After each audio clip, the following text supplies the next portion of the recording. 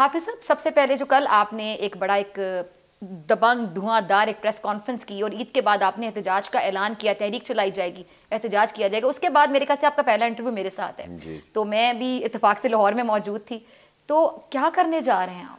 नहीं, बहुत कुछ करेंगे इंशाल्लाह, और अपने लिए नहीं करेंगे, अपनी पार्टी के लिए नहीं करेंगे, पाकिस्तान के आवाम के लिए करेंगे।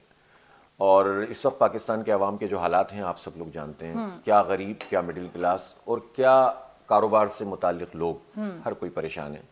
और इस परेशानी में जो चीज़ें सबसे ज़्यादा कंट्रीब्यूट करती हैं वो महंगाई है, हर चीज़ की कीमत बढ़ी हुई है, और जो यूटिलिटीज़ हैं, बुनियादी ज़रूरत की चीज़ें, वो महंगी हैं। बिजली, और आपने देखा कि ये IPPs जो बिल्कुल हमारे लिए एक नासूर की हैसियत इख्तियार कर गई, या आप कह सकते हैं कि भाई ज़रूरत होती है तो आपको इंस्टॉलेशंस करनी होती हैं, फ़लाँ हैं, और कुछ एग्रीमेंट भी करने पड़ते हैं, लेकिन चंद 100 लोग 2000 अरब रुपए पाकिस्तान के कौम के टैक्सों का पैसा खा जाएं, और उस बिजली के 2000 अरब रुपए जो बिजली वो बनाते ही नहीं है कैपेसिटी पेमेंट के नाम पर, और कौम के बच्चों में 2 करोड़ 62 लाख बच्चे आउट ऑफ स्कूल हों, और इसी तरह से जो है वो लोगों को रोज़गार ना मिल रहा हो, नौजवान मारे मारे फिर रहे हों, और बुनियादी ज़रूरत की चीज़ें ना मिल रही हों, तो फिर क्या करना चाहिए? घर बैठना चाहिए, पार्टी पॉलिटिक्स करनी चाहिए, शख्सियात की सियासत करनी चाहिए, या आवाम की सियासत करनी चाहिए? हमने फैसला किया है कि हम आवाम की आवाज़ बनेंगे, और हमारी ये सियासत जो है वो लोगों की आवाज़ भी बुलंद करेगी और रिलीफ भी दिलवाएगी।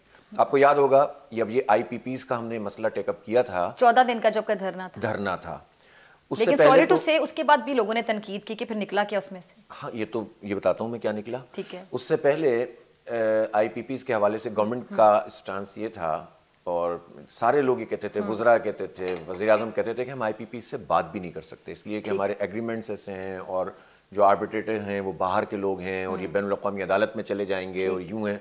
जब हमारा धरना स्टार्ट हुआ तो वज़ीर तवानाई कहते थे कि जमात इस्लामी सोचे भी नहीं कि हम IPPs से बात करेंगे, हम मजबूर हैं, हम कुछ नहीं कर सकते। लेकिन जो धरना आगे बढ़ता चला गया, उनकी टोन भी बदलती चली गई, और बाकायदा उन्होंने हमसे एग्रीमेंट किया। देखें, हम कोई गोली चलाने नहीं गए थे, हम तसादुम करके पार्टी पॉलिटिक्स करने नहीं गए थे कि हम मशहूर हो जाते, तसादुम करते, झगड़ा होता, धरना खत्म हो जाता, हम पॉपुलर हो जाते, और उसके बाद पाकिस्तान के अवाम को कुछ नहीं मिलता। हमने गवर्नमेंट को एक मौका दिया, और इस मौके के नतीजे में फिर इन्होंने IPPs से निगोशिएट किया। फिर हमने मुसलसल एक हड़ताल भी की, और पाकिस्तान की हिस्ट्री की सबसे ज़्यादा पुरअमन हड़ताल थी वो, जो लोगों ने वॉलंटियरली की, और इसके नतीजे में एक प्रेशर डेवलप हुआ। अब ये कहते हैं कि हमने 5 IPPs बंद करने का, 13 से निगोशिएट, 18 से रीनिगोशिएट, और इतनों से हमने ये काम करने का फैसला कर लिया, और उसके नतीजे में एक हुआ कि एक पेशरफ्त हुई है। लेकिन मसला क्या है, आप 1000 अरब रुपए बचा लें, आप 500 अरब रुपए बचा लें, लेकिन आप जब ये करते हैं कि बिजली की कीमत कम नहीं करते, तो जब IPPs से निगोशिएट आप कर रहे हैं, और बार बार वज़ीर आज़म ने तो भी पिछली तकरीर में तो ऐसी धुआंधार तकरीर की, हमने ये कर दिया और हमने वो कर दिया, और IPPs से बात कर ली, तो भाई बात कर ली तो बिजली की कीमत कम क्यों नहीं हो रही?